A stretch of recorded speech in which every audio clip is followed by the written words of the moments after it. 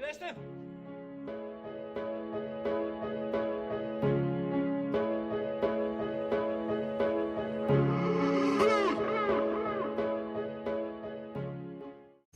What is happening, folks? Welcome to the Craic'n Coachin podcast. I am Donal and I'm here with Emmet McGinn for episode 2. Emmet, how has your day been, sir? Hasn't been too bad, mate. Just finished off there. The fiance and her friends were in watching the F1, so I've started having second thoughts. On her? Yeah, I don't know what's going on. But no, they were out enjoying the barbecue and the Formula 1. They've got into it recently. But other than that, mate, it's been a busy day. I've been in here working, getting stuff done. And I'm happy to be here, mate. Looking forward to the next episode here. We're gonna dive into a good topic, and I'm looking forward to getting stuck in. And our topic today is it hard to choose a coach? Is it hard to choose the right coach? Choosing the right coach for you. And focal and lay today, we'll start with the focal and lay, the word for today, which is Kinsharacht. Go again, sorry, my bad, talked over you. Kinsharacht decision making. So relates to choosing the right coach for you. And but we'll get into why this is the topic this week, because there is a reason. Yes, sir. Go for it. Let them all know. Yeah, so it's been a week of decision making for me. I have decided to move on from a coach who I was with for 2 years. And yeah. So within that 2 years. Go ahead, sir. Go ahead, as mate. Much as that seems like such a easy decision to make. Like, I know for a fact it's a big shock, especially with having multiple coaches and you build a big relationship with them. So, like, how are you actually feeling on a personal level, and then of course on a professional level? You know what, mate? It is a difficult decision, and when you're with someone for 2 years, you do build up a relationship, and we had a fantastic working relationship.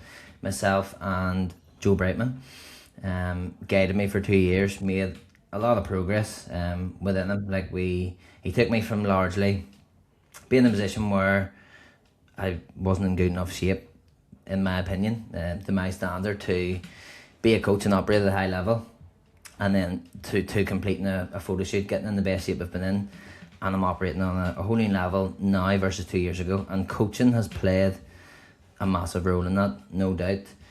But I made the decision to move on mainly because I'm moving towards bodybuilding more and more, and he's just moved away from that, and I feel because of that maybe there's been a bit more of a disconnect, and I just wanted more alignment. But the coach is very much still embedded in the bodybuilding process. Another reason, I felt like I wanted to be pushed and challenged, and for me, like, learning and professional development is a massive aspect of it.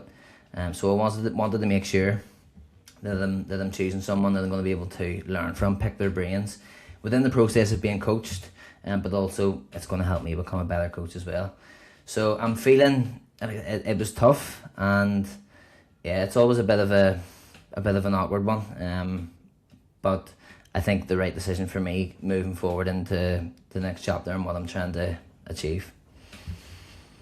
So I was actually going to say this, with you originally starting with Joe with a different goal in mind. Do you think that it's a necessary purpose to move to a different coach whenever that new goal arises? Because of course maybe you only went with Joe for, I don't know, a bit of development and coaching, your own physique, etc. Maybe the big goal at the very start was not bodybuilding, and now that goal has transitioned, do you feel like a new coach is necessary, or do you think that it is always possible to stay with the coach?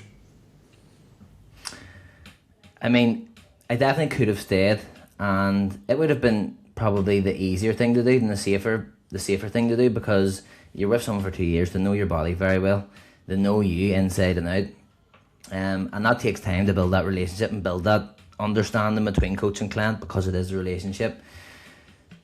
When I got on board with Joe, I mean, he was a bodybuilder. He was an FBB pro bodybuilder, And I looked up to him from that standpoint. So although I didn't even foresee myself bodybuilding, I did look up to him from that perspective. And maybe in the back of my mind, it was something that I was starting to explore and wanted to get deep into. And I thought that was the right thing to do. With actually wanting to pursue bodybuilding, I think it definitely helps when the person who's coaching you is embedded in that process. I think your goal when you're hiring a coach is pretty important in terms of who you're choosing. Like, if you want to just lose a bit of weight, make a lifestyle change, even do a photo shoot prep, compared to if you want to step on stage and compete, what your need is for a coach is going to be very different. There are prep coaches and bodybuilding coaches for that reason. That's their niche and that's what they specialise in. You're not going to pick a bodybuilding coach if your goal is just to lose a bit of weight on, improve your lifestyle. Whereas at the other end of the spectrum, you're not going to, again, hire a coach who coaches women through menopause if your goal is the step on stage. So yeah, I think it's about alignment as well.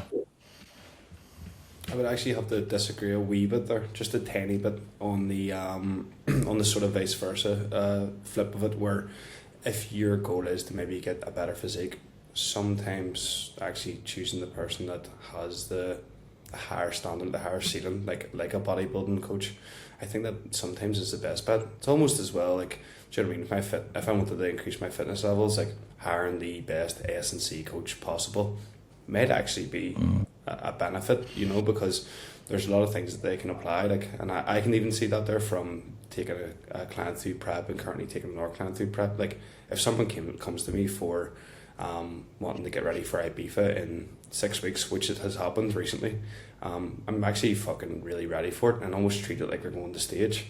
And the result that they get comparatively to just somebody that's usually doing like a quick turnover result is much better, because we can actually handle all the psychological and even understand what the way the body's going to respond and how to adjust to that.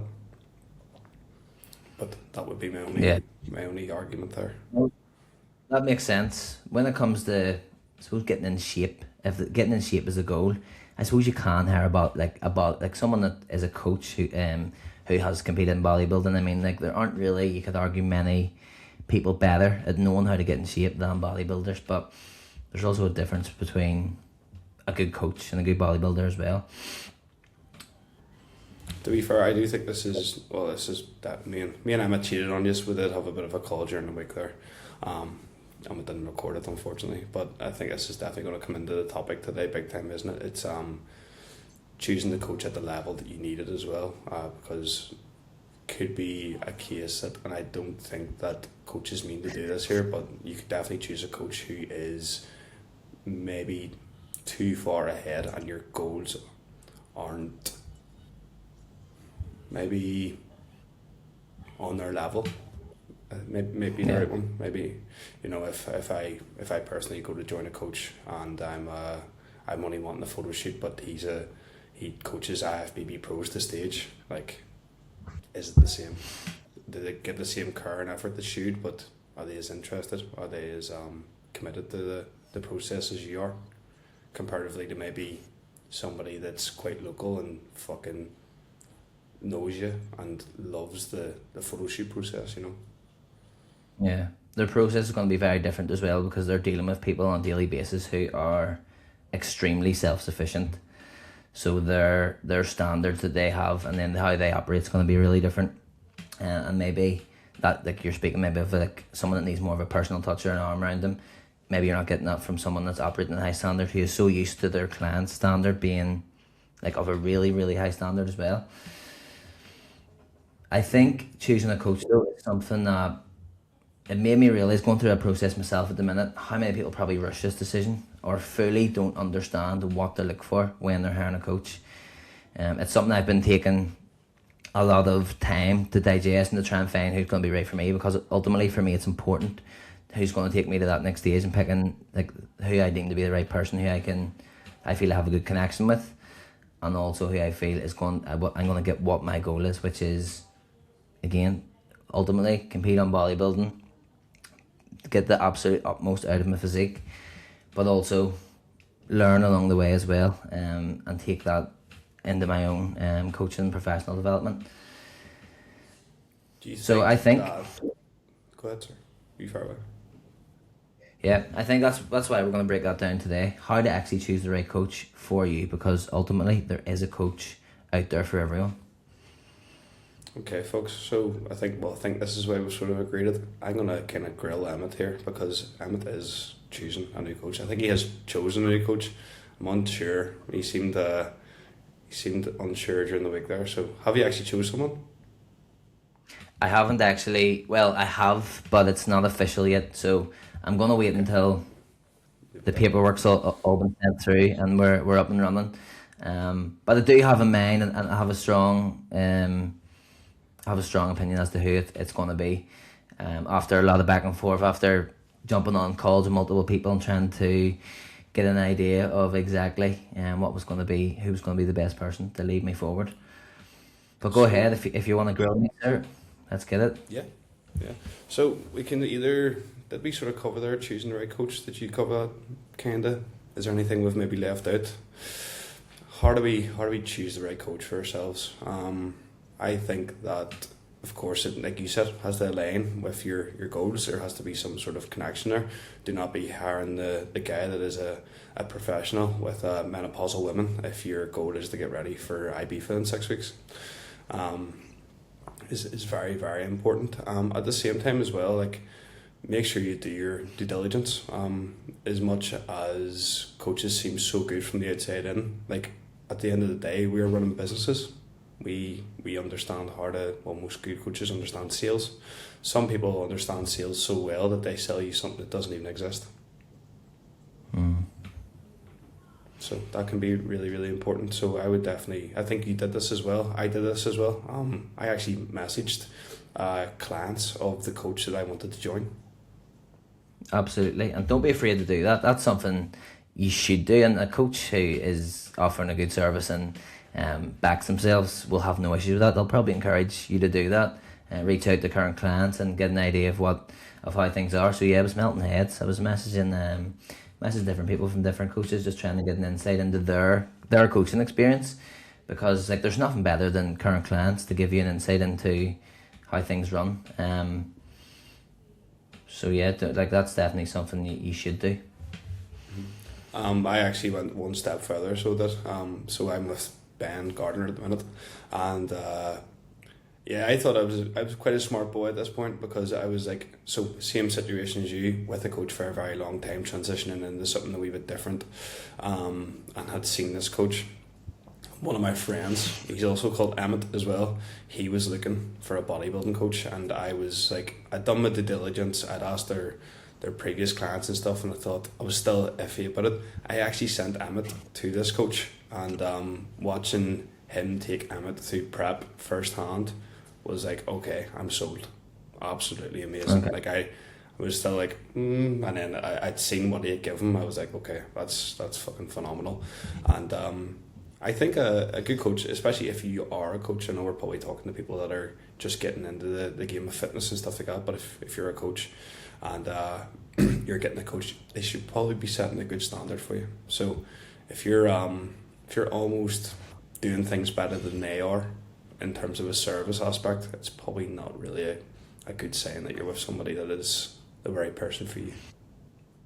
One of the things you touched on there is probably the next thing I would look at after you've looked at what your goal is, and that is proof. Have they got results working with people who were in your position, or working with people whose position you want to get to? So like they need to have some proof there that they've gotten results with. Yeah, absolutely. Do you think it's important for a coach to have walked the walk? Absolutely. I think we're going to save this one potentially we're going to do green flags and red flags. We can get into it now if you would like, but No. this is probably more of a We'll green hold off. flag thing. We'll hold that one off. When it comes to decision making, I wanted to talk about the decision making of hiring a coach. First of all, what is your goal? You need to hire the right coach for your goal, who can help you with your goal.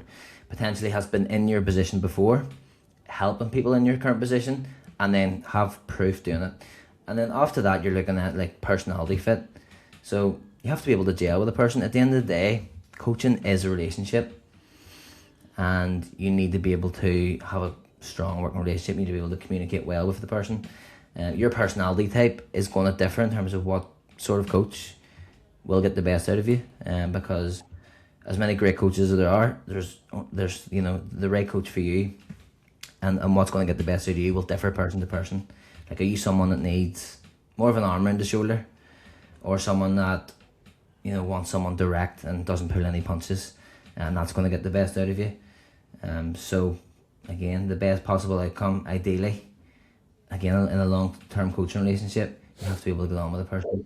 Doesn't mean you have to be best friends with them, but it helps when it comes to a coaching relationship, you actually get on with them. And you'll get a feel quite quickly. Yeah, I'll just say you'll get a feel quite quickly for that when you actually jump on the call and speak to the person. And that's what I was trying to find out this week. Yeah, no, I couldn't agree more. It's definitely something that I really, really scream from the rooftops, is that the emotional and psychological side of things is sometimes way more important than the physical. I know that they go hand in hand, but usually whenever you're mentally sound and psychologically sound, physically everything goes well. And it is a case of somebody knowing what to do, when to do it, and like that could minimise, especially when it comes to the front of bodybuilding, especially. If you have the right coach, it could minimise stress. They could say the right things. If they're saying the wrong things at the wrong time, cortisol spiking, like it could genuinely mean the difference between a good prep or a bad prep at the end of the day. But yeah, I am all for that there. I think that even if that coach is completely has all the stripes and the stars and they're going to be the best coach in the world, if you don't get on with them, it's going to be a deal breaker at the end of the day. 100%. What is next in your process? I would say another thing you look at is like their communication style. They take a hands-on approach, or they're more friendly, a bit more informal, through text, or like as a distant, militant, solely professional style. Again, for me, you need to be able to blend these things, and there's definitely there's different scenarios where you need to be a bit more hands-on, and then other times when you just need to keep it to a professional level. But some people may take it, their approach may be biased towards one or the other. So it's what you're going to prefer, and that's going to come down to personal preference. For me, I prefer a bit more hands-on, and I want there to be professional boundary there as well. But I also want to be able to feel comfortable reaching out to the person, and I think that comes down to their communication style as well. Yeah, definitely. I see it. It's definitely something I've taken on board. But whenever I'm talking to my coach across our main platform there for communication is WhatsApp, it's very professional. Don't get me wrong. There's sometimes that we sort of say quest, but funny enough, whenever we're on like Instagram, that's where we would actually be more like friendly, because we do have quite a friendly relationship. So friendly on Instagram, but professional on WhatsApp. Yeah, that's a good way of working it. WhatsApp is strictly business. Instagram a bit more. You have a bit more crack on there. Another thing, people maybe don't really think about this, and for me, it's not that important. And for me personally, as a client, but the platform that the coach uses, I was using as both a client and as a coach. I've been using it for the past couple of years. OneFit, as an app. And most of the apps probably aren't the best, like for what you want to get out of them. There's a lot of them are just there for convenience, but I think OneFit is like standalone on its own level, and it's like really superb. I loved it as a client, and the interface of it. It's very user friendly. It's almost set up for like bodybuilding specific stuff too. So you are able to maximize use from it. You can get loads of data and stuff on it as well, and they're continually improving. And then again, most coaches though, especially in terms of the bodybuilding realm, they'll use Google Sheets, won't they? So again, when you're picking your coach, will you benefit and adhere better to the accessibility and ease of using an app, or are you willing to do a bit of additional admin throughout the week with Google Sheets? Because it is like, it's more of a pain in the hole, Google Sheets, because you probably have to. It's not great on the phone. You're probably going to need to use your laptop and stuff for it. Some people won't be willing to do that, and if you're not willing to put that bit of extra work in, there's going to be data that's missing there. It's going to be hard for the coach then to do their job. So that's why I think a lot of the time, an app can be good, but OneFit as an app, I've found, like my experience with it's been excellent, but I'm accepting that I'm going to be moving away from it, at least from a client. Yeah, so this podcast is sponsored by OneFit, folks, just in case you wanted to know. That's a joke, by the way. Absolute piss take. Should be. Yeah, I've been on the extremes of it all in terms of coaching. So I've had coaches that do the whole, like, you give them the sort of bare minimum information of what's happened during the week and they send you an email back. I have been on Sheets. I'm yet to be on OneFit, but I have to agree with Emmet. I think that it makes a massive difference whenever the interface is friendly and it makes everything easier, you know? Do you know what I mean? It makes things more accessible. I found that there whenever... Go ahead, sorry. You're going to say you've used OneFit from a coaching perspective and you've used Google Sheets from a coaching perspective as well, haven't you? I still use Google Sheets at the moment for bodybuilding clients on prep, mainly just so we can map out things a wee bit easier. Another big thing as well, folks, like if you are a coach just getting into... Sorry, this is probably going off on a different topic. If you're a coach that's just getting into the game as well, do not be afraid to just use Sheets. Like you'll get better at using them. If you have the money there to actually like use the platform OneFit, it's amazing, and you'll understand why me and Emmet are screaming it from the rooftops, because it is such a good platform. It makes our job much easier and it makes the clients experience way better as well. But Sheets are still there, they still work. I still use them for bodybuilding mainly because I have them set up in a certain way for the process of bodybuilding, and I just have yet to sit down and play with OneFit long enough to actually get that process in place, and especially when it comes to like information and stuff like that there. So I'd have to sort of switch the information to like PDF files, etc., and send that there separately on OneFit. But at the moment, with the upgrades that we're getting on OneFit, like it's going to blow Sheets out of the water very, very soon. Yeah, I agree. Like even the sleep interface and stuff that they're putting on at the moment, you're able to sync MyFitnessPal with the app and stuff, which is great. Have you found a difference as a coach in terms of your client experience? Like, have you found a difference in terms of maybe their adherence, or even getting better results by the accessibility and the ease of that app? Do you think it's helped things with communication, adherence, and that side of things? Feedback is massive, mate. The way that it sort of works is, as far as I'm aware, I've been playing about with it on my end, but almost prompting people to do certain tasks before they are allowed access into, let's say, the training program. So that sort of like morning wake up protocol of being like, track your weight, answer these couple of questions, and then you get access to the app, has made a huge difference. Whereas like I don't know if you haven't used Sheets, have you, like as a coach? I have. I started off using it and then quickly got onto OneFit when it actually was only getting going, but it's improved like tremendously even since then. But yeah, I did use Sheets for a bit. Yeah, so my big point is, I don't know if you ever probably had this coaching experience where clients just don't fill it out, and then it comes to like the Sunday check-in, and next minute they populate everything. You're like,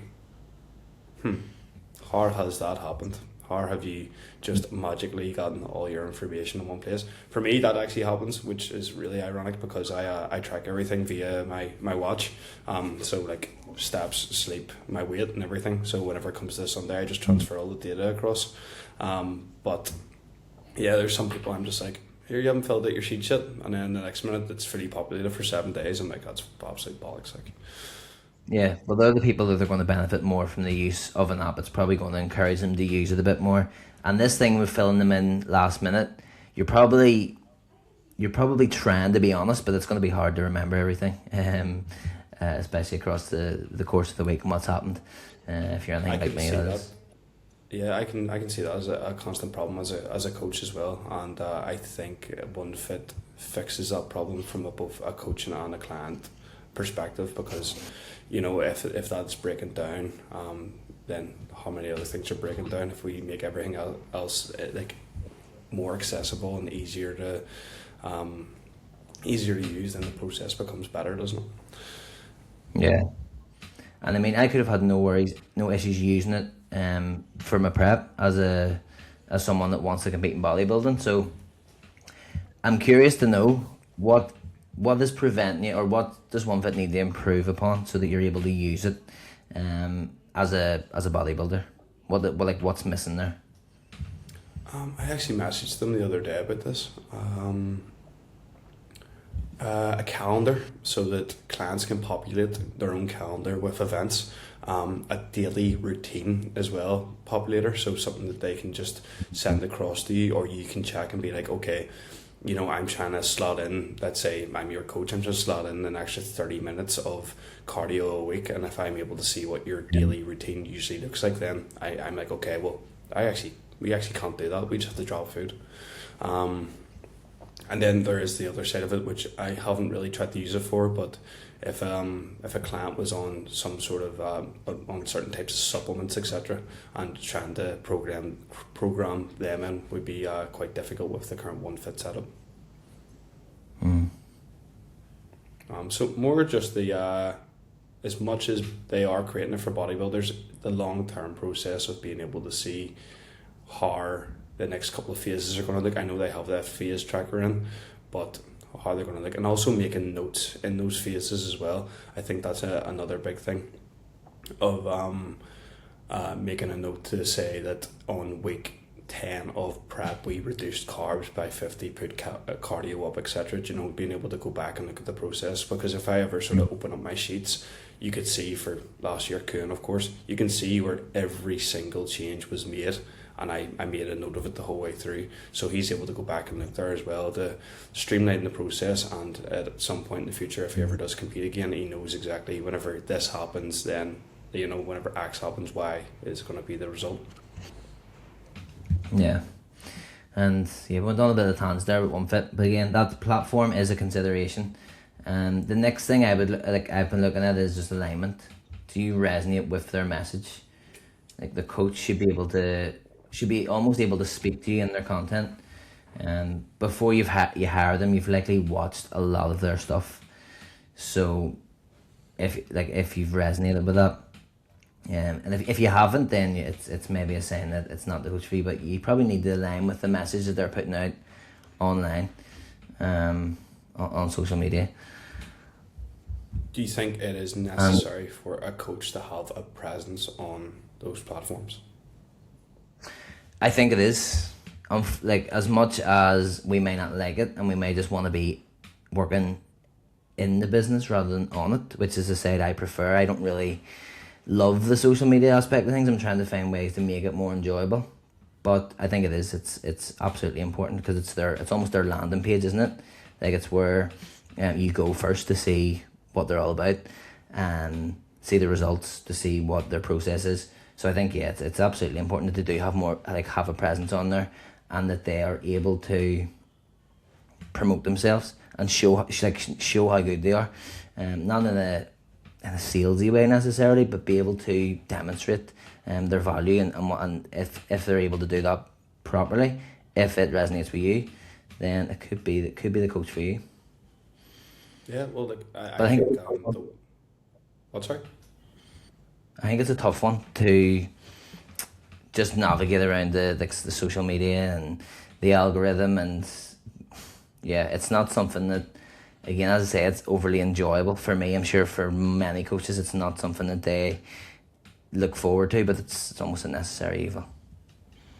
Yeah, especially if you're somebody that doesn't really have a massive name in that niche as well. I know some people do very well in the sport or whatever it is they're trying to put out. So I don't know if you're an MMA fighter, if you're a marathon runner, if you're an ultra marathon runner, if you're a bodybuilder.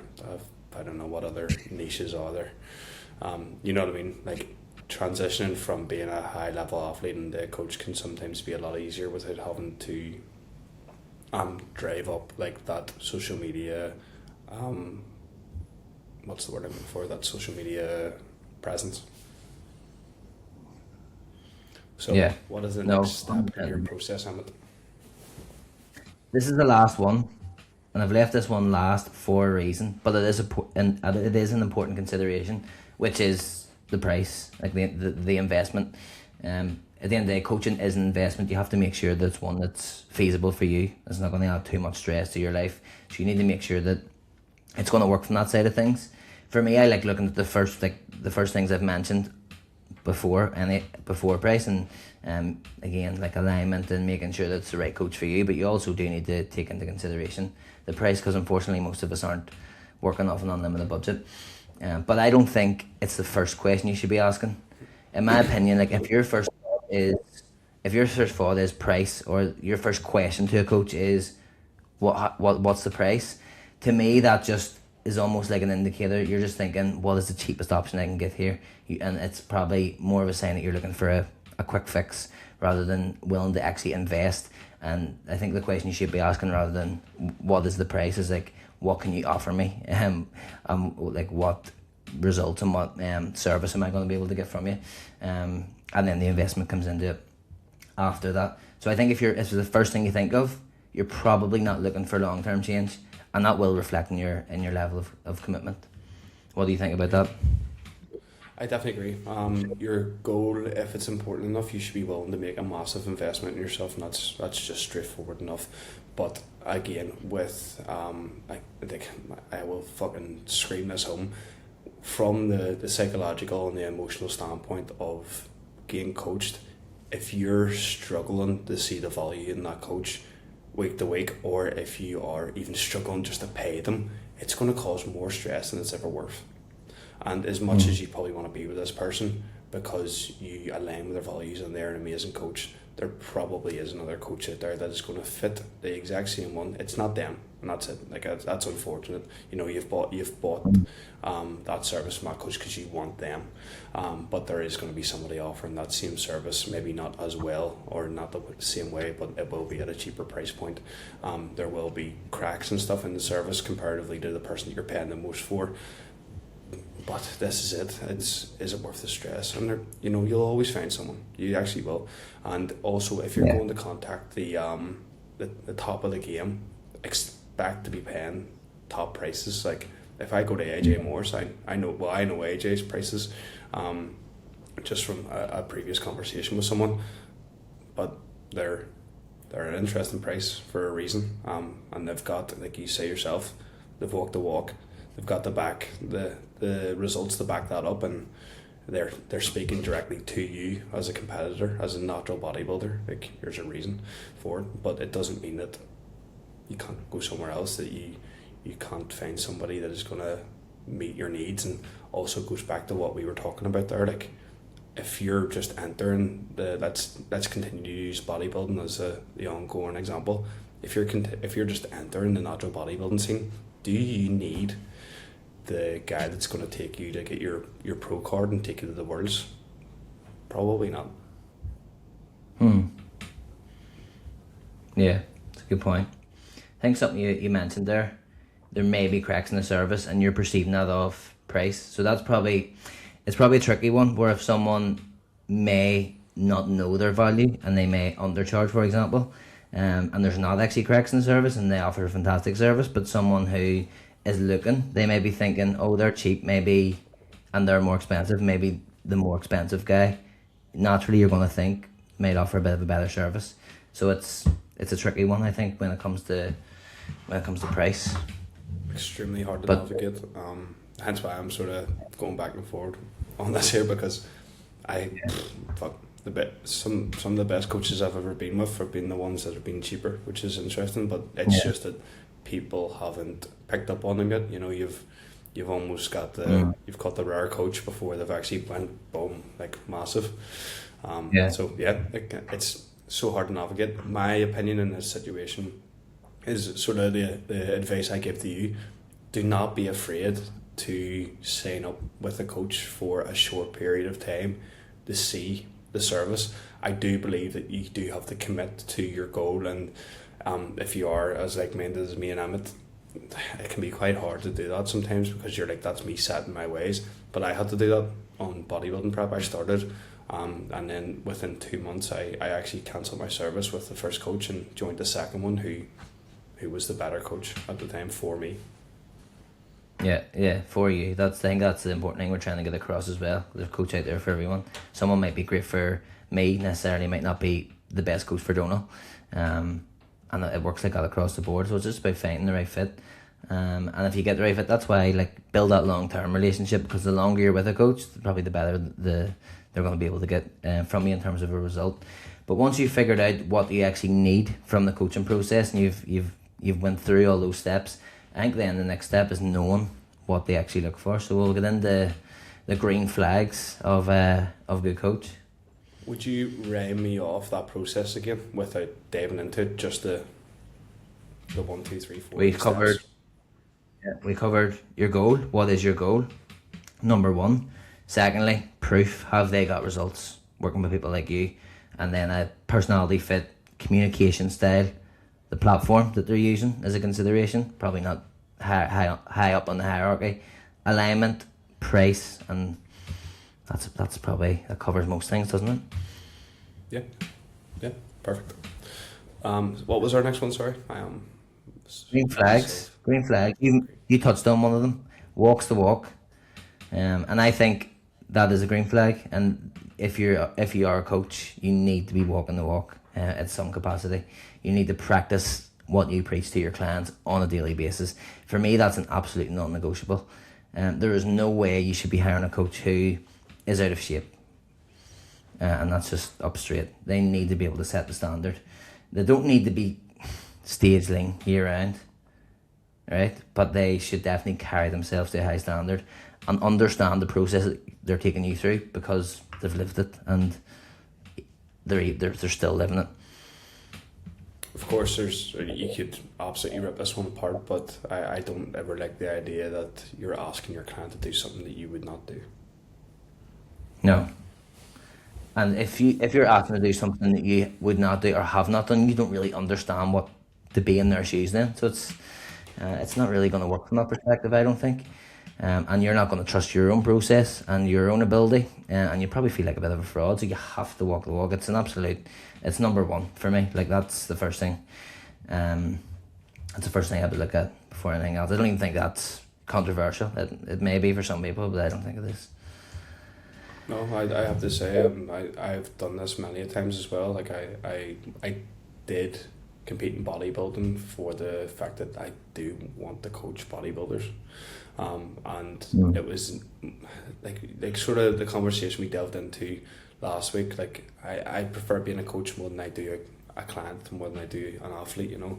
But I do believe that you have to walk the walk, and even now with coaching quite a lot of like Muay Thai clients, I think I have to walk the walk to be a better coach from an S&C standpoint. And it's not that I don't have knowledge in how to get people stronger, fitter, faster, but that feeling on coming in on like a Thursday morning after a heavy sparring session on the Wednesday, like it's completely different than I thought it was, you know. And even from the aspect of, you probably wouldn't experience this with boxing, but coming in on like let's say a Thursday or Friday morning after that heavy sparring session, and you've literally got bruised toes from kicking someone so hard that you can't even put your foot up on a bench for a Bulgarian split squat, or you can't bend your toes, you know. And I was like, I remember like a couple of mornings, like they're coming in and I'm like, you guys are just getting on like big gimps, like just fucking bend your foot. And then for me to come in and be like, I literally cannot even put my shoe on today, like this is ridiculous. And then then you have an understanding of how they feel, and you can put yourself in their shoes a bit better and be a bit more empathetic and be able to have that understanding. So I think that comes from walking the walk. Meeting them where they're at. I think meeting them where they're at. Yeah, I think another thing is I was really thinking about this this week as well, that they ask you questions first. Like, what I mean by that is they're trying to understand you first as an individual, not sell to you right away. Like, during that initial point of contact, they're trying to dig deeper into your goals. What's your lifestyle? What's your training history like? what's your current nutrition habits like, where are you at the minute, what barriers, maybe limiting self-beliefs, do you have as well. I think that's a big telltale sign, whereas if they're just trying to sell to you right away, it's probably a sign you need to run.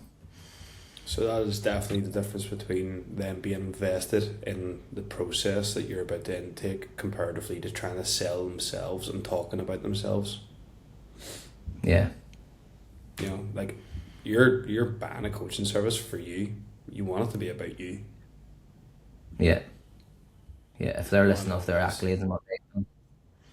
Exactly. Yeah, they're sitting there fucking bit of mental masturbation. Yes, I am the best coach in the world. Yeah. Do you know why you should just from just from that green flag alone, I've already knocked off one of your potential three. It's kind of like Emmet's kind of in the Pokemon starter pack situation here, where you have to choose one of the Pokemon. He's got three, so he does, and I've just knocked one off in my head, so it's between two. Interesting, very interesting. We'll try and guess who here, so we are. Well, we'll move on. There's something else I would say is not a green flag. Yes, go for it. They're able to individualize. So your plans, like again, it comes from they're asking you questions initially. After they've asked you questions and found out about you, that allows them to build a plan that they can tailor to you. Not a copy and pasted sort of cookie cutter deal. The program is clearly specific to you, your goals, your physique needs, and the lifestyle and your occupation and stuff. Mate, I know that you're like, this is a green flag. This is just part of a general service. You should be. You shouldn't. It's be bare minimum. It's people. bare minimum. It's Yeah. bare minimum. Like it is bare minimum. But it's something worth noting because, like, you'd be surprised. Like, so there will be that out there where maybe there's not that in the personal touch, and then there's just a name change sort of deal. Like it probably still happens. I don't know. I can't speak to it myself, my own coaching experience, or from like the service that I'm offering as well. But you do hear some stories as well. Everybody getting the same diet, the same training program, the same everything. Yeah, I mean, of course, like it comes like you're gonna have your own biases. I have my own personal biases. You have your own personal biases when it comes to programming and stuff like that. But it still needs to work around the individual. Yeah, I definitely agree. Do you have any more green flags? I've plenty. Another one, I would say, again, another one you're gonna say it's a bare minimum standard, but having high quality of communication and being able to properly communicate. So like you should feel like you're being coached, not just monitored. And that comes down to list some off response time, the depth of that response, not just speedy replies, but there's actually some substance behind it. Being able to solve problems as well, when they're communicating with you. And I think this is an important one. They tell you what you need to hear, not just what you want to hear. So they're not afraid. They're not afraid to be a bit upfront when there's a case where it needs to happen. So yeah, I would say that comes into it as well in terms of communication. Yeah, I definitely agree. Nothing I can even add to that. Yeah. Do you have any other ones in terms of green flags that you're thinking of?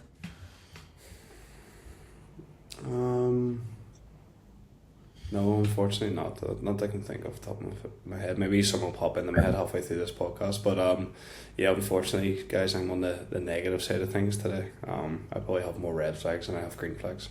You've touched on probably all the green flags.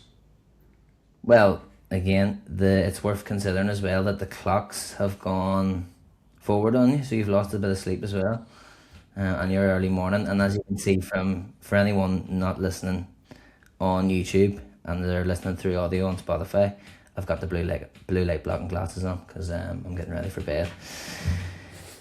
But I can name it a couple of other ones. I think attention to detail, like making changes based on actual data, not emotion, and looking beyond those numbers as well.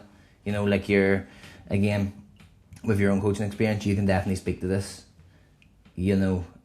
Training footage, being able to, like, getting your training reviewed, cueing techniques that you can refine your training, even at the high level that you're operating on, in terms of your current training, and you're still able to progress that, and that shows a high level of coaching, and then that helps you progress movements as well.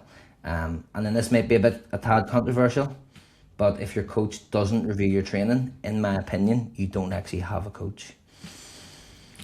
Fuck, it is like, in our opinion, you know, everyone has a different way to sell their coaching, but could we agree that the platform of coaching has maybe 3 pillars, and it's going to be training, nutrition, and probably recovery? Could probably bracket everything there. If they're missing a pillar, run. Yeah, I think there has to be an attention to detail when it comes to your training. For me, it's the main driver of your progress. Like, take away anything else without training, you're not making any progress when it comes to physique development. So there has to be a level of priority that goes into making sure that your training is good, because you could be doing everything perfectly, following your plan to a T, you know, crossing off everything, ticking all your boxes. But if your training quality is not where it needs to be, you're going to be falling far short in terms of the results that you could get. See, especially when it comes to bodybuilding, don't get me wrong, in the off season, or just if you're a general like gym goer, amazing to get feedback. I absolutely like I fucking love giving feedback, mate. Like it's my Roman Empire. I love biomechanics. I absolutely love exercise in general, and just being able to, you know, like change small things to get more out of the exercise really gets me going. Like tickles my feathers. Like, but if you're just,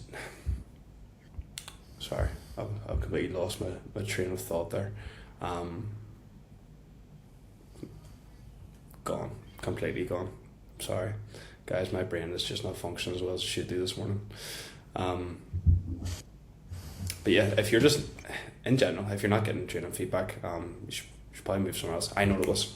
On bodybuilding prep, it is another great way to keep accountability, because if you have to send across training footage, especially in the last couple of weeks of prep, then you're going to hold your training to a higher standard. And as a natural bodybuilder, it is literally the be all and end all to stimulate muscle, because we have no other way of keeping the muscle that we have. Yeah, that's a great point, because I was actually going to caveat and say, if your training is already to extremely high standard, maybe the coach will feel like they don't need to look at that. But that's a great point you've made when it comes to not just making sure your execution intensity is good where it should be. If you're competing at a natural level and you're stepping on stage, it should be anyway. But it's that accountability side of things, and you're more likely to uphold a standard if you know you have to send that video to your coach. And if it's not where it needs to be, your coach is obviously going to mention that to you and going to see that. Yeah, I actually remember getting a coaching cue, which was quite good, and it was that I was doing a leg extension set, and like, don't get me wrong, it's very intense and things are going well and all. They actually shouted at me from my eye contact, said that I was like dotting about the gym, watching people as I was carrying through this set, and he was like, you weren't focused on the set, you were focused on everything else going around. I notice that too when I'm giving feedback. If their focus is elsewhere, or they're even looking at their camera when they're performing the exercise, it's like you're not in the set. Your focus is elsewhere. Even if you take that set to what you deem to be a high level of intensity and you go to failure, if your focus and your internal focus isn't in the set, you're not going to be able to take it to the same level of failure as someone that's really focused on what they're doing from start of the set to the end of the set. So that's something I definitely pick up on as well. Yeah, do not disrespect the weight that you're shifting either. It's genuinely hard. Injuries happen. Like, it's a split moment of just not being concentrated. That'll cause it. Mm-hmm. Give me the next green flag, Emmet. Another one I would say is having a clear structure and a process in place.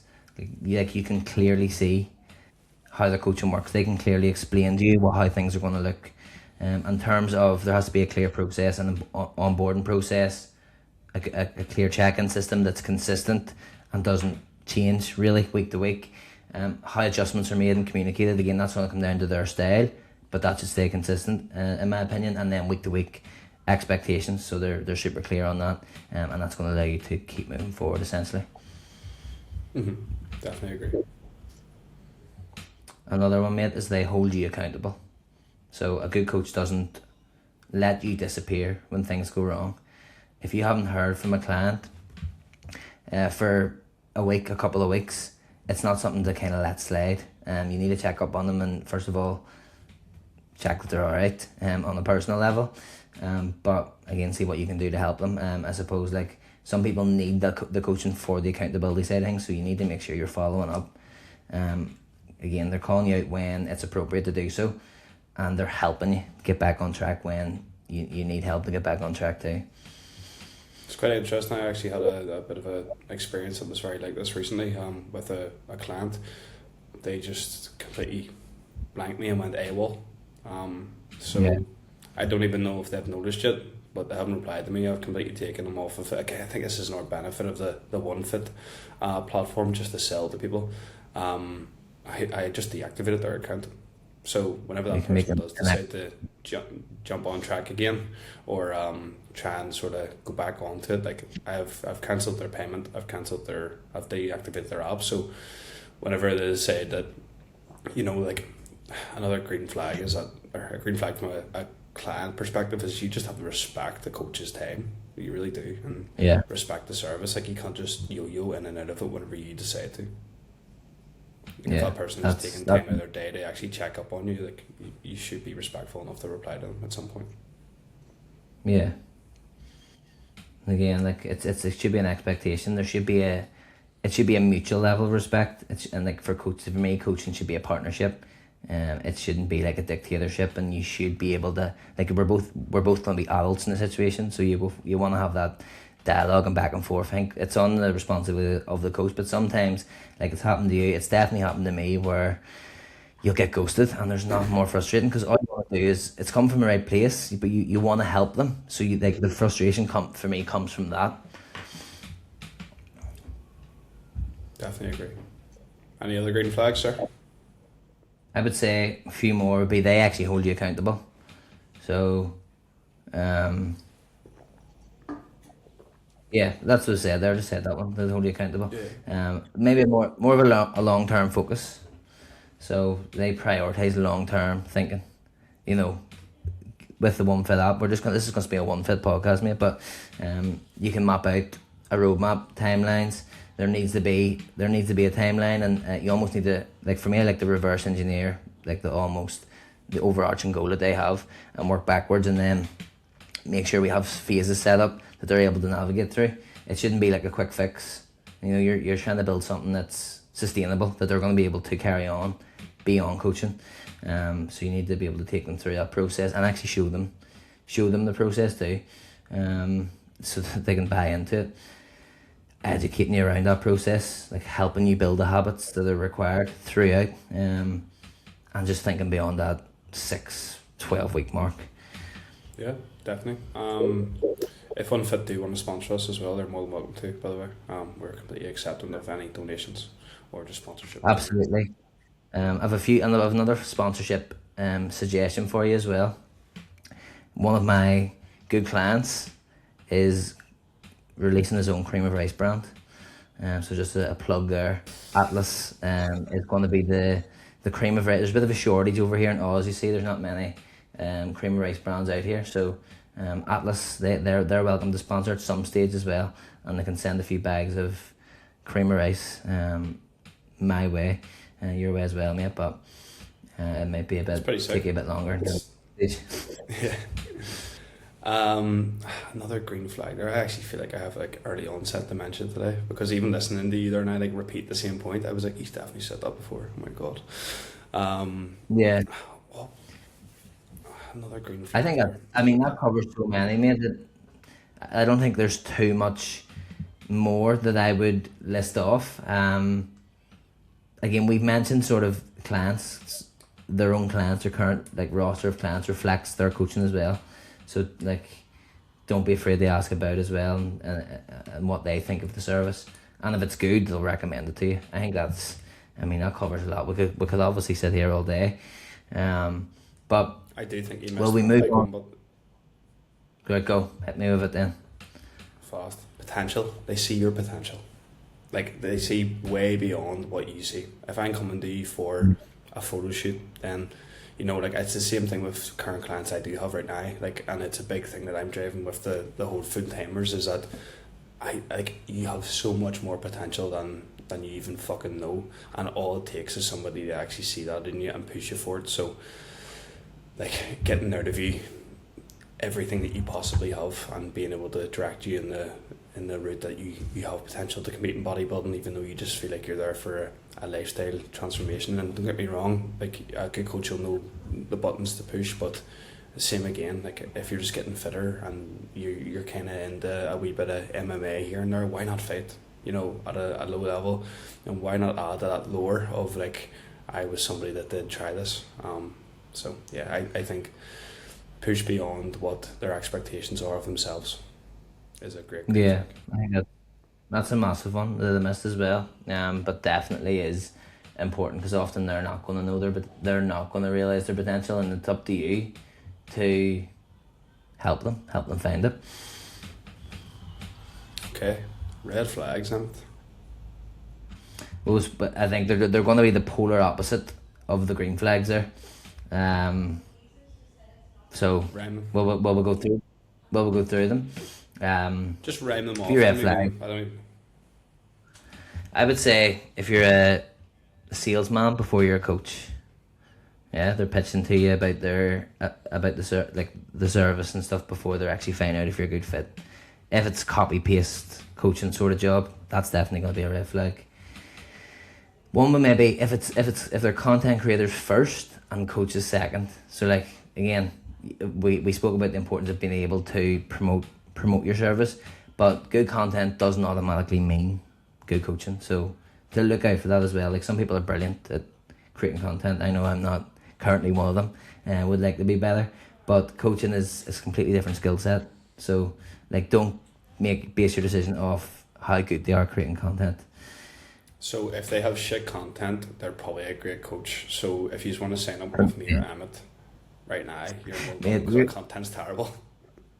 No, in fairness, mate, your content has gotten a lot, like has been brilliant recently.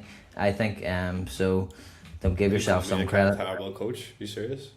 No, mate, you're a great coach who also has learned to play the game of creating content.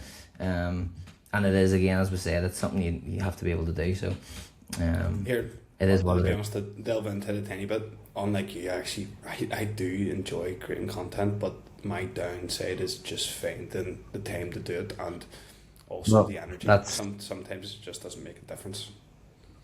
I think I would enjoy it if I had more time to put into it, because with having a full-time job, it's almost being rushed in, and you're having to sacrifice your weekends, or you're having to batch it all together, and then it just becomes like, you know, this whole ordeal that's then takes away from the enjoyment of it. But I do find, like, if I have a bit of free time or there's your school holidays, I'll really get into it and I'll enjoy it, and I feel like I'll be able to come across a bit better, because I'm not just trying to bang it out for the sake of it. But yeah, Just become a bum like me, mate. Don't have a full-time job. Just, you know. I'm considering it. I've tried it, but it unfortunately it's not working at the minute, so I'm gonna have to stay put for the time being. I think another red flag though: surface level communication. If every check-in's just thumbs up, well done mate, keep going, and there's no depth of response there, you're not being coached, you know.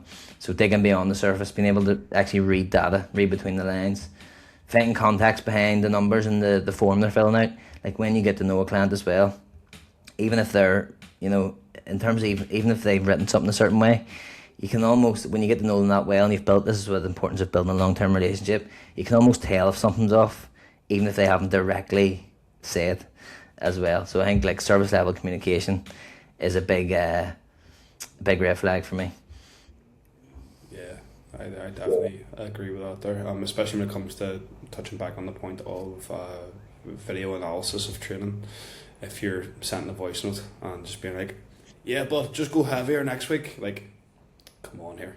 And don't get me wrong, there's going to Yeah. be situations like that there where you probably find it too doing check-ins. Like you're doing a Loom video and it's only a minute and a half to 2 minutes long. You're like to be honest, you've if you're a good client, you've checked all the fucking boxes this week. We've communicated throughout the week, and right now this Loom video is just a pat in the back. Unfortunately, I wish I had more to give you. Yeah. Yeah. Sometimes, but like sometimes that is um The case. a saying of yeah things going well. There's not, you don't always have to be making changes. I think that's another red flag if you're just making changes to excite your client, um, because so they can feel like so just if you want to feel like something has to change, but not necessarily things staying the same. If it's working, like keep that going. If it's not broke, don't fix it, sort of way.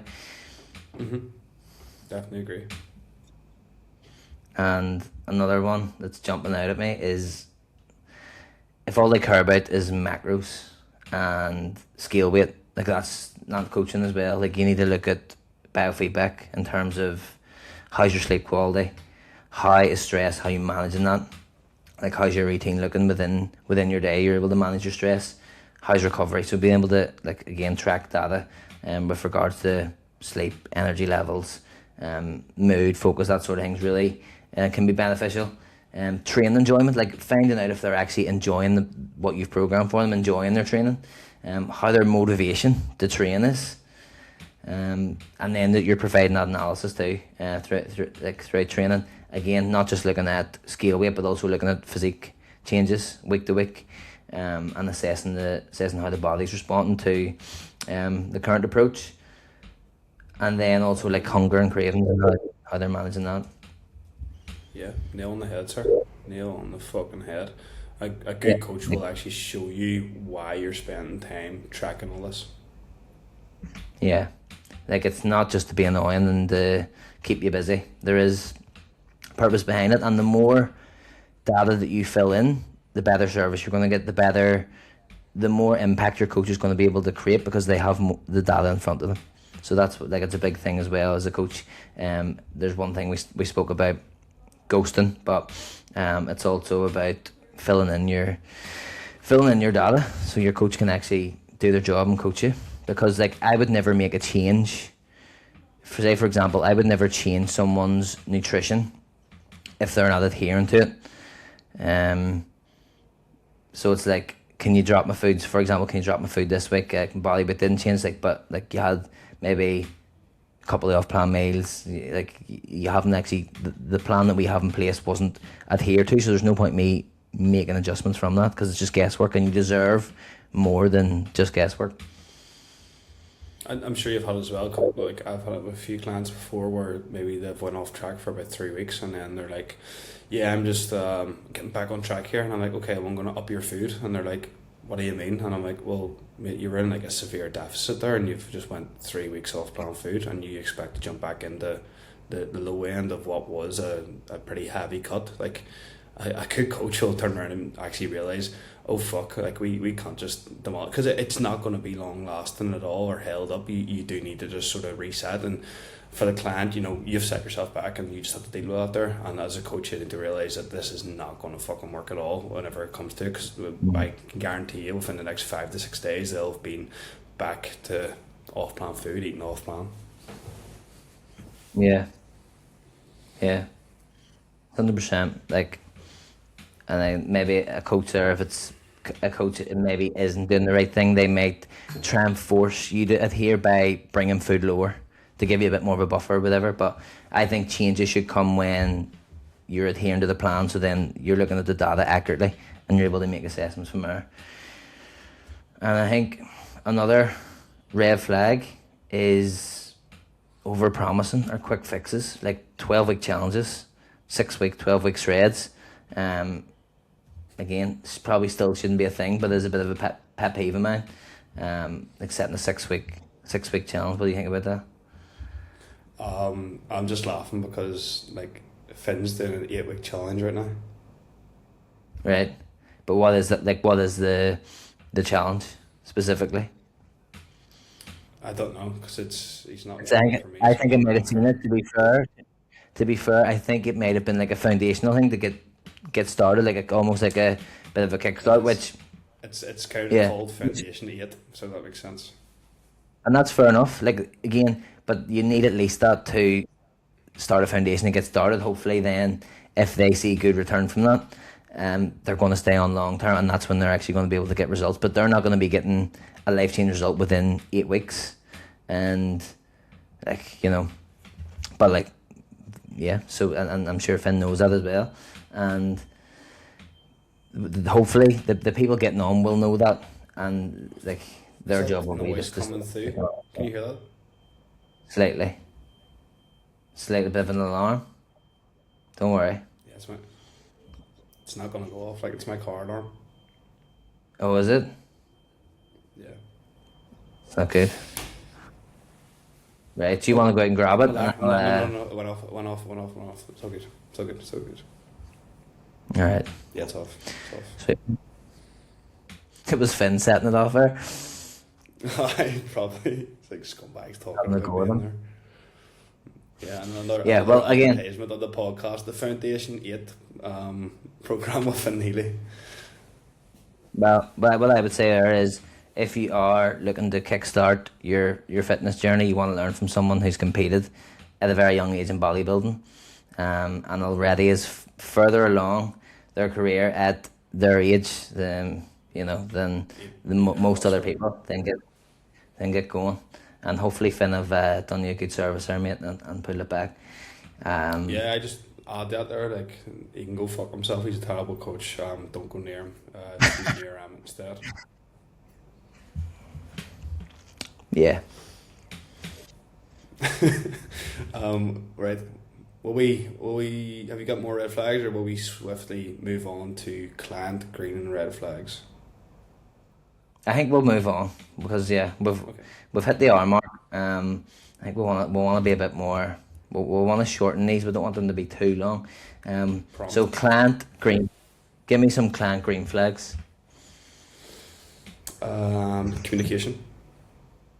Yeah, we Yeah. probably spoke about them within that.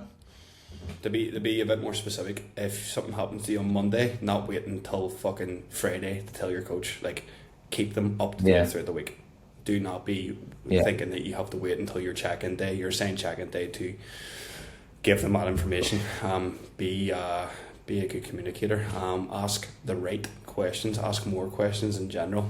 Even if it does feel like they're stupid, you'll get a much better service, because a lot of the time there are things that we just won't tell you because it might feel like we're overwhelming you with information. So ask the right questions to get better answers and to have a better service. Use the service to its utmost. Like, make sure you are sending across training clips. Make sure that you are tracking your data. More green flags.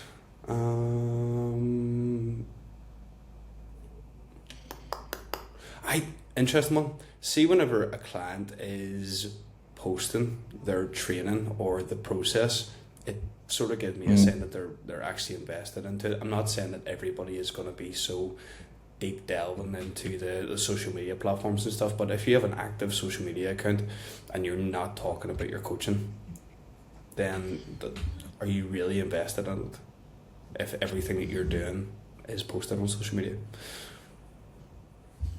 yeah, Controversial one. yeah. I think it's nice. It's nice when that happens. Like if they're training, or they're even if they're just posting their training and stuff. I think that's always a big green flag within a client. But the one you touched on, questions, is like, we love questions. Absolutely love getting questions. Never think that you can't use your coach to their full capacity. They want you to be able to ask questions. If you're not asking questions and you think it's better just to be left unsaid, it's not. So always ask questions, always find out and ask your coach and quiz them on why they're making decisions they are. That's what's going to help you actually move forward and learn long term and be self-sufficient beyond the coaching process. So ask tons of questions. I think that's the biggest one. You got any other green flags as a client?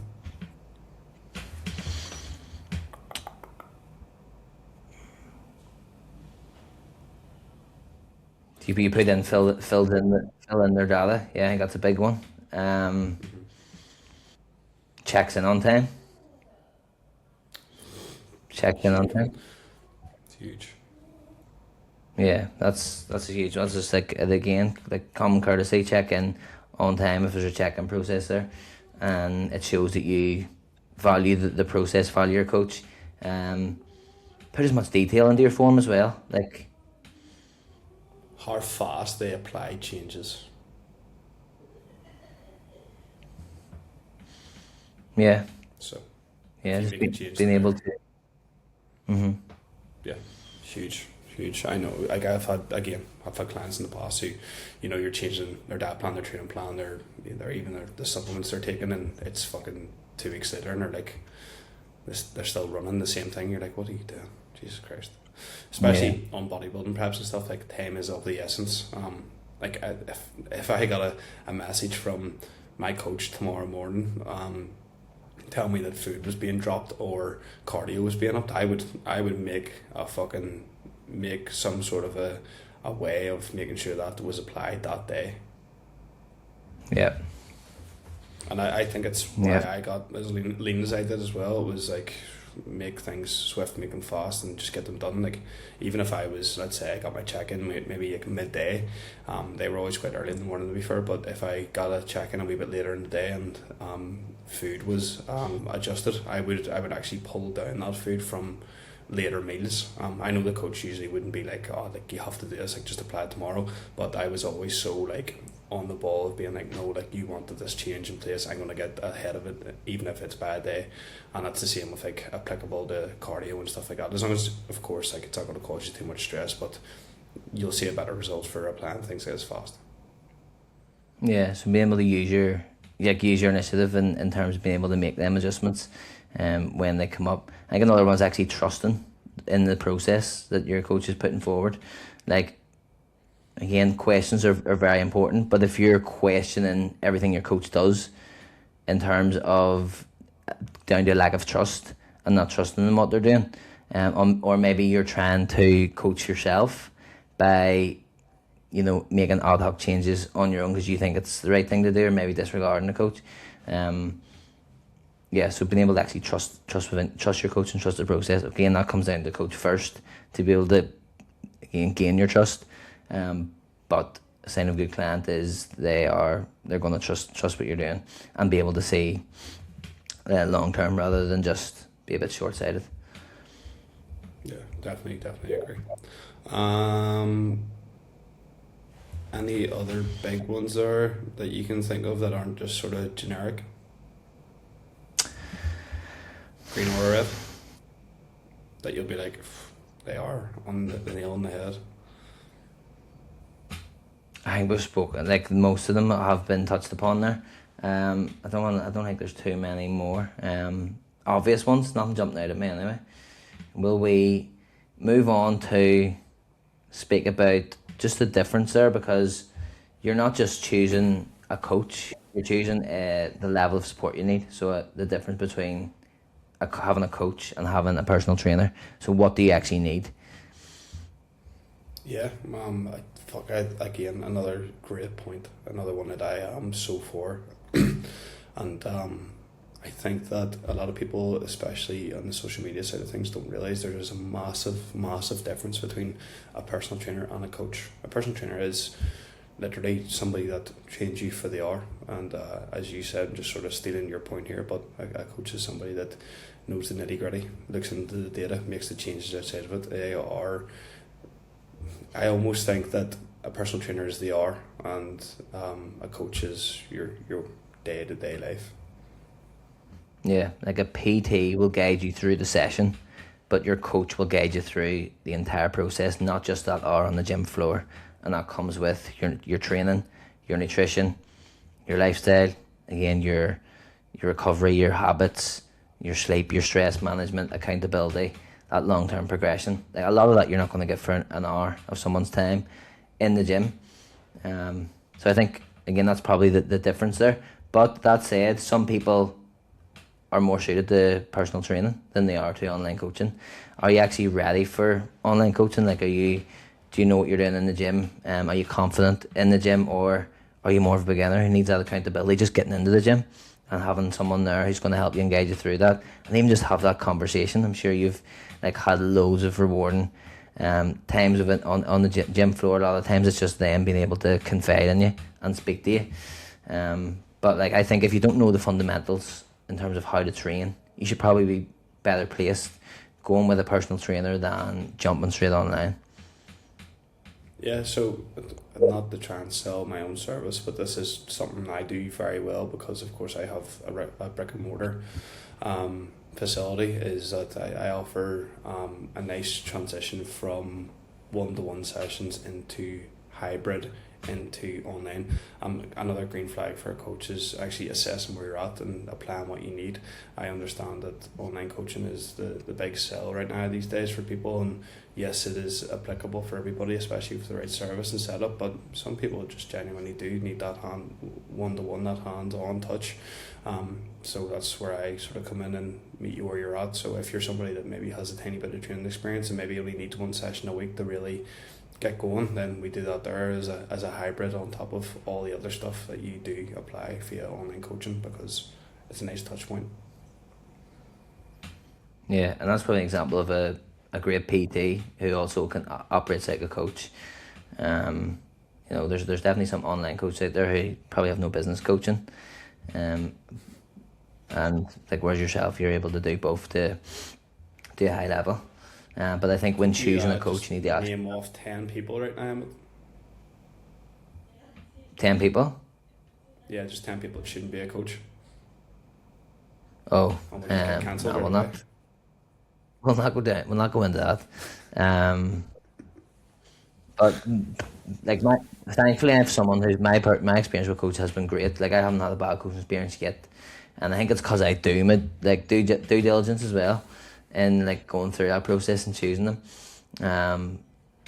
So next week, I'll have came to that decision, and you'll know who it is. So we'll discuss that next week. But I think it's important to ask yourself what level. Yeah, I'm excited as well. I mean, I'm excited for the challenge and the change that it's going to bring, and just elevate me that next level and taking that next step. Well, we would probably put up a question box. Well, no, you did about 10 minutes ago. Very late, but you still have some from last week. I have a couple of good questions we can dive into.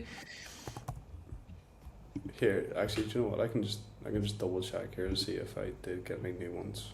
I don't think I have.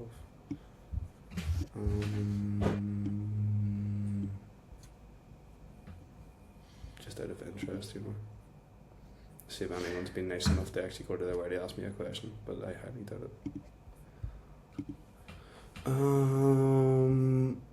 They'll come through after, because that's happened. They'll come through after we've recorded it, and then you can answer them next week. But I got a good one on your biggest dieting hacks. So I probably have a good bit to say here, and then you can say what you think. But I don't like the term hacks, first of all, because there's no real magic trick. But there's definitely ways of making sticking to caloric deficit easier, and there are principles that I follow and get clients to follow as well. So a few things that I'd be looking at is high quality serving of protein with every meal. Spread that evenly across the day. It's the most satiated macro. It's needed for growth and repair, so it's going to help retain tissue, especially if it is a dieting phase. So aim for like 1 gram per pound of body weight daily is a good rule of thumb. Then the next thing I'd be looking at is your food quality. Don't just focus on hitting calories and macros. Like, don't be doing if it fits your macros to the point where you're not prioritizing micronutrient intake. Like a nice little phrase that someone coined, I can't remember who, but it was calories dictate body weight, macros dictates your body composition, and macros dictates how you actually feel and perform. I think that's a nice way of putting it. You're going to struggle less with hunger because it's harder to overeat on potatoes than it is cereal and protein bars. You'll have less cravings because you're eating higher quality food. As a byproduct of that, you're not going to crave as many sort of ultra processed stuff, because those sort of foods are designed to be overconsumed. In a deficit, you have less calories going in, so it's very easy as well to be deficient in micronutrients which you don't wanna be. So if food quality isn't kept high enough, you're gonna run into issues there. So you wanna make sure you're not neglecting the micros. Another thing that I swear by, and encourage clients to do, is eat your meals roughly at the same time every day. It's going to help with your hunger signaling, telling you when you're actually hungry, and then just try and spread that out every 3 to 4 hours. And then like the same thing, consistent food sources, more predictability, less decision fatigue day to day, and better adherence. It's easier to stick to, and you're not having to spend too much time on MyFitnessPal, for example. And then another big one is controlling your environment. Like I say this all the time, you don't need to be disciplined. You need to set your environment up so you don't have to even rely on discipline. It doesn't even feel like you're being disciplined if your environment is set up in the right way. If you find yourself like relying on willpower, you're already beat. You know, like if it's not in the cupboard, you probably won't need it. So like prep your meals in advance as well if you're on the go. No guesswork there. Especially in a diet when you're hungrier, like we've all been there. You don't need more decisions to make, especially when you're hungry. You're more likely to make the wrong one, due to just like time constraints and not having it there ready to go. So that's not a discipline issue, that's an environment issue. And the last one I would say is the environment one. Before, I am fucking living, breathing proof of this here. Like I wake up in the gym and I spend from 6 a.m. till 8 at most times in this gym, and of course like in and out for different reasons, steps, etc. But like I made sure that we bought a microwave, a toaster, an air fryer, a fridge, a freezer. Yeah. Like I found an answer. Go out and find fucking answers. Stop complaining about problems. Like, and a good coach will definitely help you find solutions, but at the same time you really need to go to your way. Like I think it was Cuba talked about this here with Finn before, but do not approach me with problems. Like come to me with solutions to your problems and we'll find the right one. Like the idea that you're going to a coach and just ramming off your issues, like they're not a therapist, they're there to try and guide you.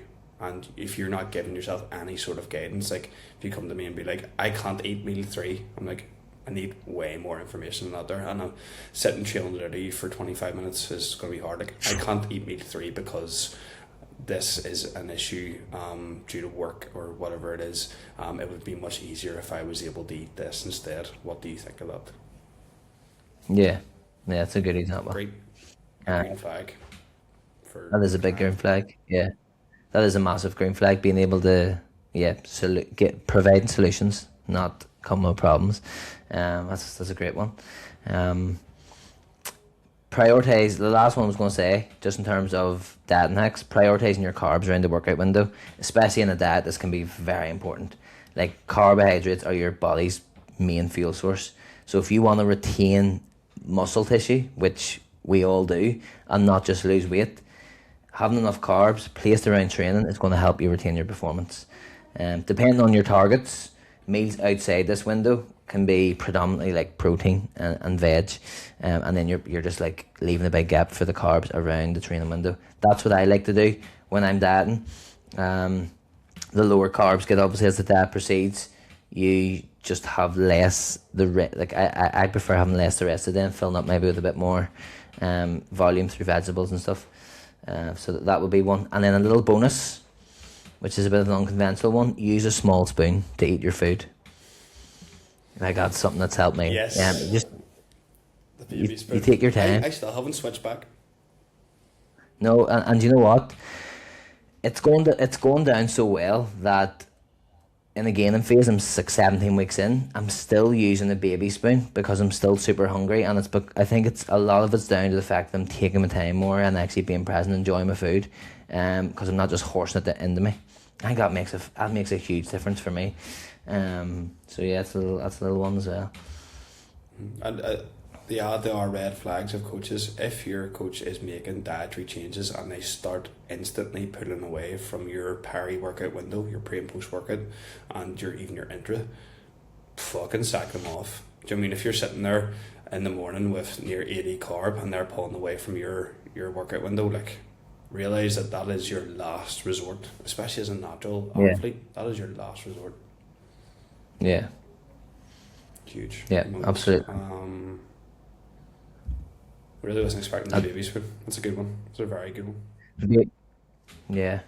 I don't have any other real hacks like that. I think there is no hacks. It's just about being smart. Like I'm not going to go down the route of, you know, um, having a load of diet drinks and like absolutely abusing veg, um, because I think there can be problems that way then, with digestion. So I don't think there's any real hacks. It's just about being smart with it. Like, Yeah, the only one that I think you've left out there is just hydration.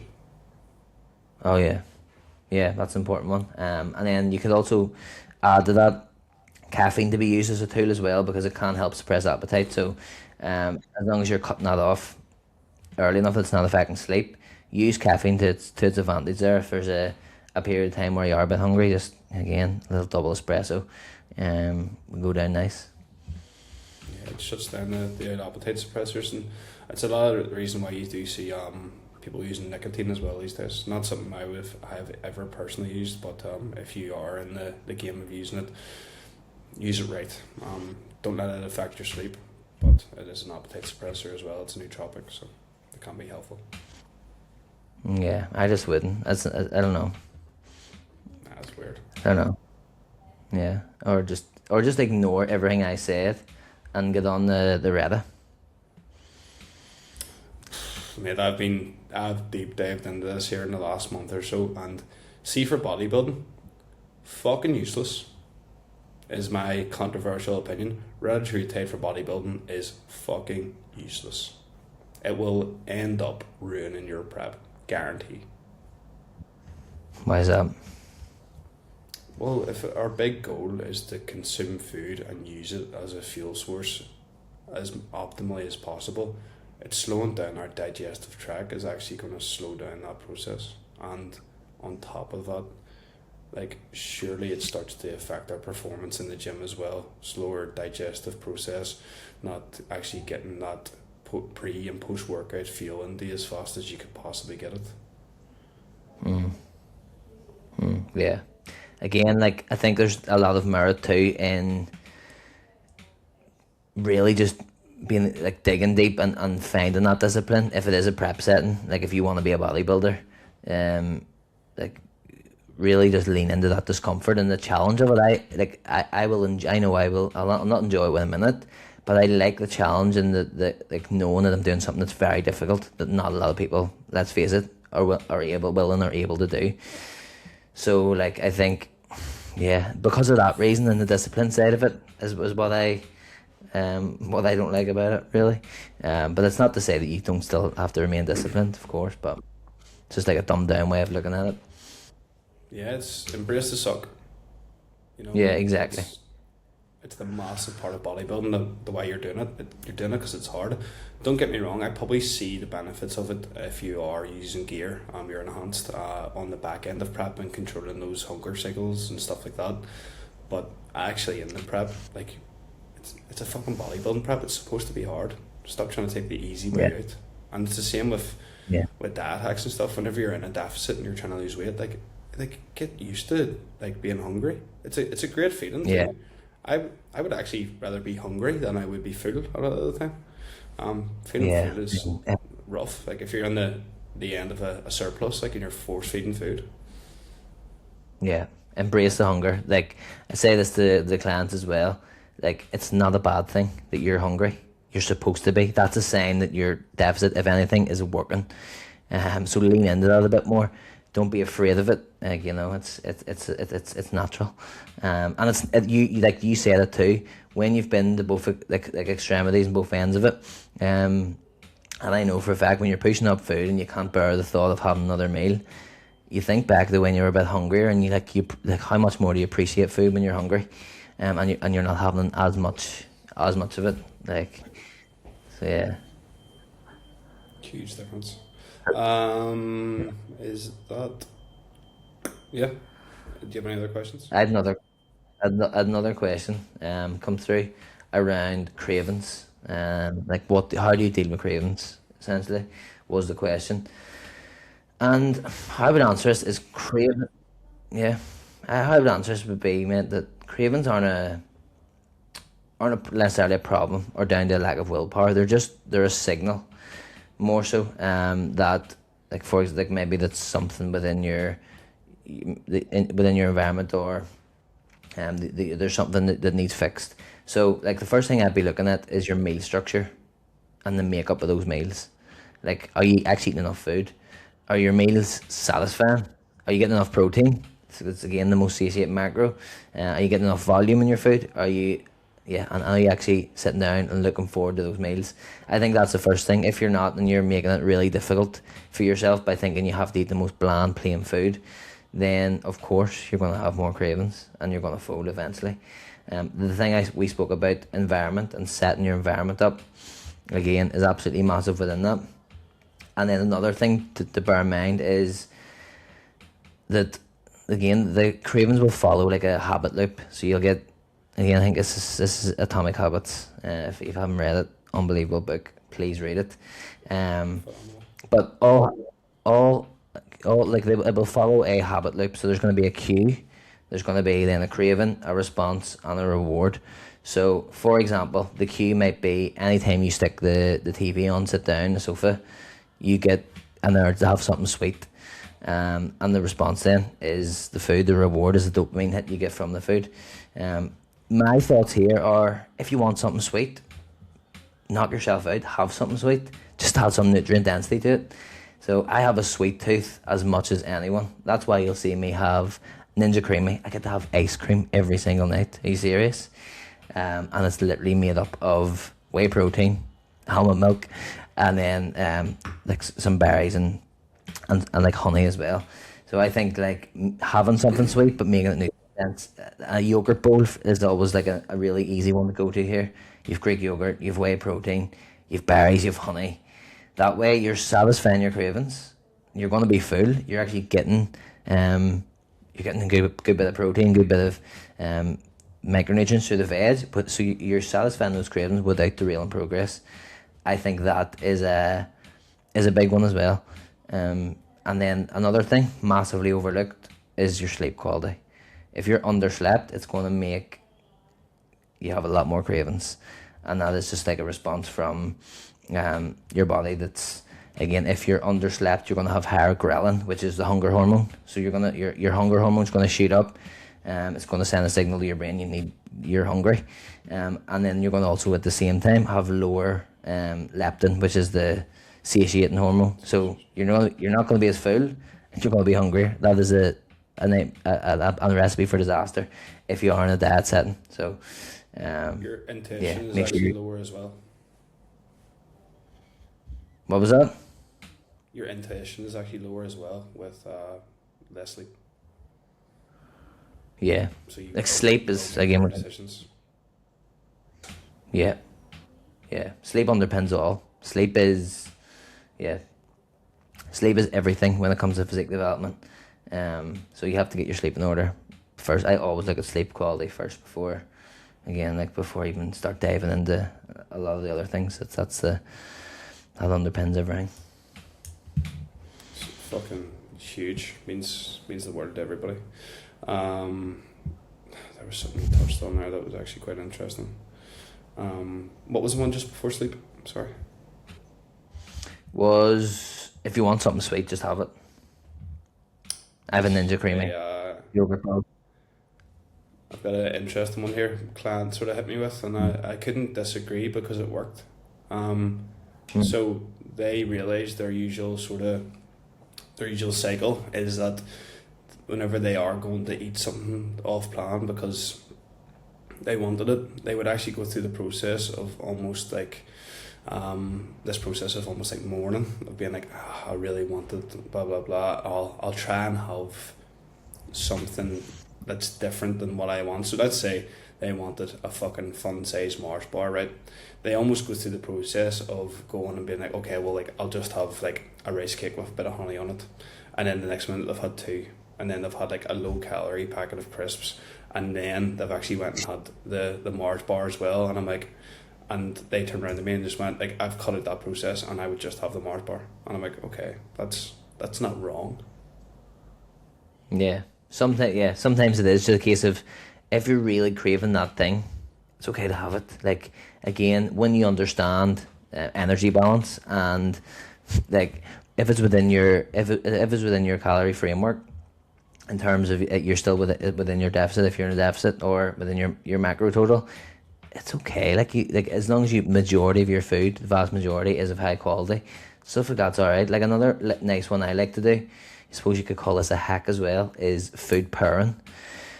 For example, adding it in, say for that yogurt bowl, if you want to add like a bit of chocolate into it, add that chocolate into your yogurt bowl alongside. How much fuller are you going to be if you have like that little bit of Mars bar in a, not the best example, probably a Mars bar, but how much more satiated are you going to be after eating that inside a yogurt bowl rather than just stand alone? Because you're still probably going to be hungry after that. Yeah, well, I seen Tom Stockton do this here. The guys that do the Board Short and Bonder podcast. He was taking a single Biscoff egg and putting it in his oats. Like, he was reducing the calories of the actual meal. Of course, it's not as nutrient dense as the food he would be eating, but he is getting that hit. He's still making a good decision, and it's still in line with his overall goals. Realize as well, like, if your goals are to step on stage and you're in prep, there's sacrifices to be made. If your day-to-day life, and probably something you'll something you expect to deal with long term after bodybuilding, is realizing that you do have balance and you can have these things. It's completely fine, but again, it's a balance for a reason. It isn't one extreme to the other. You don't be yo-yoing back and forward. Find the Yeah. balance. I think, like, as well, to echo off like what your client said, if you have the mindset that nothing is off limits, right? There's nothing off limits. There's no good and bad when it comes to food. There's better choices you can make, absolutely. But when you take that approach, there's nothing off limits, then I mean, you can always have these foods. Just make sure that, as I said, like, the majority is of good quality, most of the time, and like, you won't die if you eat a Mars bar. Sure. If it's a Snickers, you would actually die though. If it's a Snickers, I'm in trouble. But A lot of trouble. we're not going near Snickers. Okay. I think I have a question, or do you have another one? Sorry. That's me, mate. That's me. That's my questions. Take it away. Well, what is your opinion on cheat days? What is your opinion on cheat days? So I think we touched on this here whenever we were sort of chatting away before the podcast. And I think we both agreed it is more down to the psychological approach than anything here. It's realizing that we're not demonizing it, and we should even change the terminology, because we are not cheating on our dad. A better way to look at it is an off-plan meal or a free meal. I think a cheat day is a wee bit excessive. I believe that whenever Emmet, just to touch on what Emmet said again there, whenever you've found a good structure, something that works and something that you know is your day-to-day life and routine, actually coming away from it there psychologically again is going to affect you way more than you realise. I think a lot of people see it as a stressor to be on, like, quote unquote diet all the time. It's not that. It is your new life. It is your new routine. It should be working for you. And if you feel like you need a cheat day, like weekly, bi-weekly, then there's something going wrong there, and you should be making changes. There is answers there, and if it is a case that, again, stepping back into what that client said, if it means eating a fucking fun-sized Mars bar every single day, then do you know what? It's better than what you probably were doing 6 months ago. 100%. Absolutely, amen to that. If you feel like you need an entire cheat day, like you need to go off plan the entire day, you haven't found an approach yet that is sustainable for you, that you actually enjoy. So find an approach you enjoy, and then you can't lose. Yeah, and do it long enough. Like, do this shit long enough, and it is ingrained in you. Like, whenever in days, like, when's the last time you were absolutely rode off sick? Mine was actually quite fucking recent there. And whenever you literally can't even move from bed, like, I'm still going to the fridge to be like, okay, like, chicken, protein shake, like that stuff is just ingrained in me now. Whereas, you know what I mean, let's say 10 years ago, like, I probably would have been sitting there eating fucking packets of crisps and biscuits and all whenever I was really sick. Yeah, you start making better choices by default. Yeah. it's less of a something you even have to constantly think about. Huge. Actually, a massive one I completely forgot to touch on there whenever you were chatting about the green and red flags, or not even the sort of dad hacks, sorry. You do know that if you are craving things, they're usually a craving for a reason. A lot of the time, I would say, they're actually your body's way of signaling something's missing. And to give you a bit of an example, I find whenever I am craving sweet things, it's actually usually dehydration, funny enough, for me personally. It has been the same case for a lot of other people. And if I'm craving something that's very salty, the likes of like chips or crisps, etc., then I'm probably very low on like electrolytes and salt, sodium, etc. So those signs or those cravings sometimes are actually just nice wee caveats to your body actually lacking something. So we actually had a client the other day tell us that she whenever she's really sick, she craves cheese and like milk. And I was like, okay, I was like, it'd be very interesting to go get your bloods done to see where your sort of like calcium intake is sitting, and maybe whenever you're sick, maybe your body's actually burning through a large storage of that there, and that's why you're craving it. Again, like these things, like our body isn't stupid, and it doesn't just do things for no reason. Yeah, I think you touched on this the other week in your story as well, didn't you? About like your body being very smart and being able to adapt. Yeah. Will we leave it at that, mate? My bedtime. Yes, sir. Yes, sir. Your bedtime. Sorry, we have rambled on there. Something shocking. I think we touched on everything we wanted to today, anyway. Yeah, definitely we got through it. It's one of them where once we get going, you just wanna, like, there's a lot to get into in those sort of questions as well that we get asked. But yeah, we will leave it there, mate, and I'll speak to you next week. And I'll see you all next week. Thanks for tuning in. Would you just hit me with that Falkland lay one more time, just so I can remember it? Sorry. Falkland lay for today was, remind me, it was around decision making. Kincheract, decision making. Falkland lay. I'll send you a text, mate, as well on it, just so that you're getting these words and that you're adding them to your vocab. I'm trying my best to. I tried to use the last one frequently enough for the week there, and even Rihanna was very intrigued by it, so we'll definitely keep that going. But I'll double down saying, have a great fucking night's sleep, Emmet. I'm going to have a great day, and we'll speak to you all next week. Have a fantastic day, my man. Absolute pleasure. Slán go fóill. Slán go fóill. Bye.